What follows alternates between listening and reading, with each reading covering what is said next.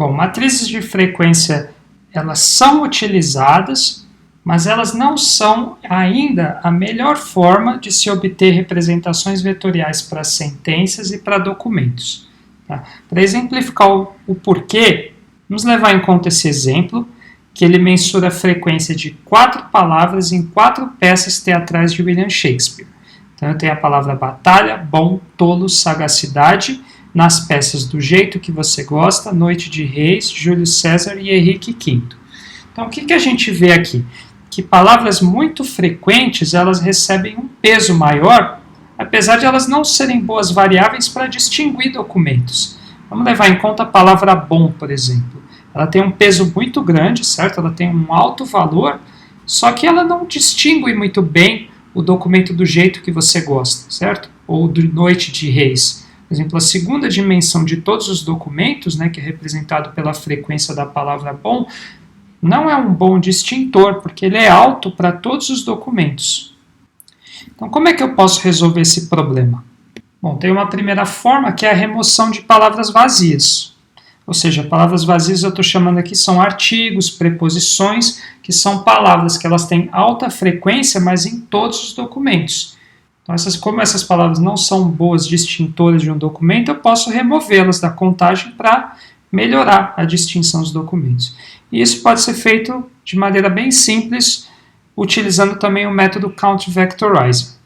Bom, esse método Count Vectorizer, algo que ele pode receber é uma lista de stop words, como vocês estão vendo aqui. Então, o que a gente vai fazer agora? A gente vai pegar as listas de stop words, ou seja, de palavras vazias para o português que está disponível no NLTK, e a gente vai passar para o nosso método Count Vectorizer, que faz a contagem da frequência das palavras em cada documento, através dessa variável aqui.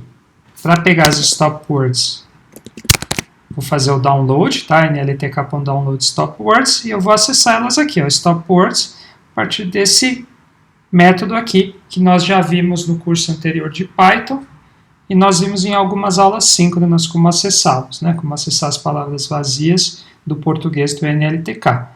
E aí a única coisa que eu vou fazer aqui, como tem o método tokenizer, eu também vou passar as stop words, naquele método stop words que esse count vectorizer recebe.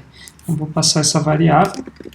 Agora, se eu for gerar esse método, vocês vão ver que ele só vai levar em conta 4 palavras, né? Porque eu coloquei aquele ponto final, deixa eu tirar o ponto final, poema, e vai levar em conta 3 palavras, caminho, meio, pedra. Né? As outras palavras, né, que eram as outras 4, ele removeu porque são palavras vazias.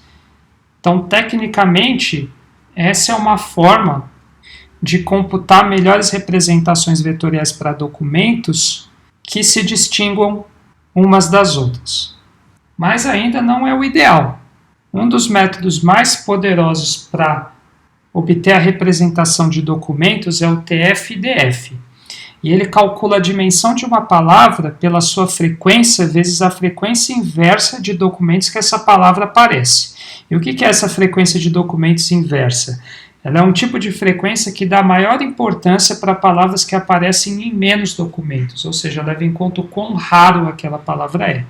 A fórmula do TF-IDF é essa aqui. Tá? Então, dado uma palavra I que acontece num documento J, a medida TF-IDF dela vai ser computada da seguinte forma, vai ser dada pela frequência dessa palavra, desse documento J, vezes o logaritmo de N, que é o número de documentos do meu corpus, dividido pela frequência de documentos, que é DF, ou seja, o número de documentos que contenham I. Então, essa medida aqui, de frequência de documentos inversa, ela vai ver o quão raro é aquela palavra, né? Quanto menos documentos ela aparecer, mais raro, mais importante ela vai ser para distinção dos determinados documentos onde ela aparece. Então aqui eu tenho um exemplo de como essa medida é calculada. Então novamente eu estou utilizando aqui aquele exemplo da frequência das palavras batalha, bom, tolo, sagacidade nas 4 peças de Shakespeare. Então vamos supor que eu quisesse calcular qual que é a medida de TF-IDF de batalha na peça Do Jeito que Você Gosta. Então vai ser dado por essa fórmula aqui. Vai ser 1 vezes o log de n, né? N é quantos documentos eu tenho no meu corpus, então aqui são 4 peças, né? 4, dividido pelo número de documentos que essa palavra aparece, que é 3, né? Esse logaritmo vai dar 0,29, a frequência do termo é 1, 1 vezes 0,29, então a importância vai ser de 0,29 da palavra batalha no documento do jeito que você gosta. Já, por exemplo, se a gente fosse ver a medida TF-DF da palavra bom, no documento Henrique V, nessa peça, vai ser dado por essa fórmula.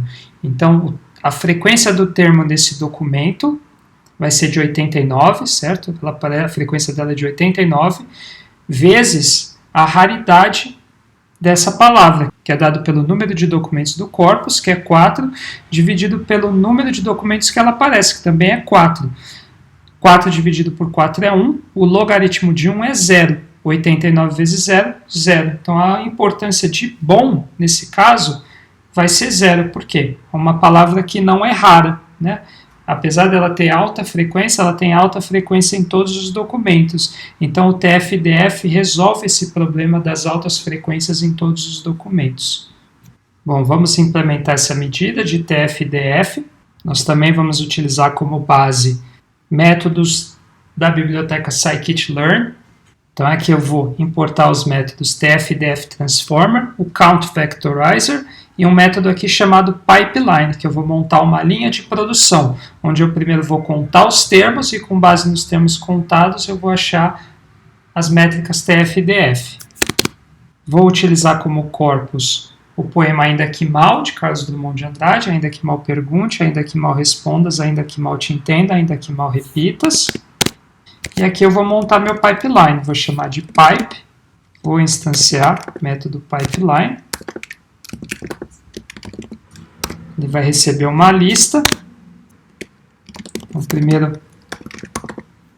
método da linha de produção vai ser o meu Count Vectorizer. E o segundo vai ser o TF-DF.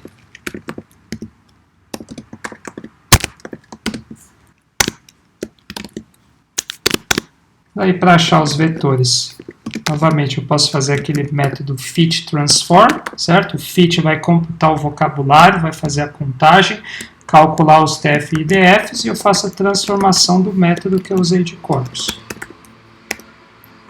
Posso calcular o vocabulário. O vocabulário eu pego o método count. E desse método count, certo? Eu chamo getFeatureNames. E aí eu posso imprimir vetores to array e posso imprimir o vocabulário também. Então tá aí, tá? Assim que se computa, deixa eu só colocar os números até a segunda casa decimal para vocês verem.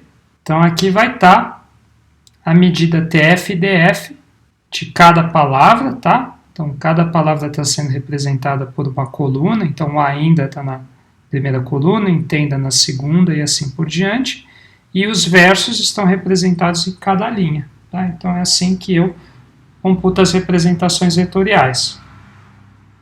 Vamos supor, por exemplo, que eu quisesse acessar o primeiro verso do poema, Ainda Que Mal Pergunte, e o terceiro, Ainda Que Mal Te Entenda, e eu queira calcular a similaridade entre eles. Como é que eu posso fazer isso? Bom, verso 1, posso vir aqui, ele está na primeira posição do meu array TF-DF, certo? Ainda Que Mal Te Entenda, está na terceira, então posição 2. Então assim eu acessei os dois vetores TF-DF, certo? Que vai ser esse aqui, o do primeiro verso, e do terceiro verso vai ser esse aqui. E eu posso utilizar aquela métrica de cosine similarity que nós aprendemos para calcular a similaridade entre os dois vetores. Então está aqui, a similaridade entre eles é 0,36. Poderia fazer entre o verso 1 e o verso 2, certo? Ainda que mal pergunte, ainda que mal respondas.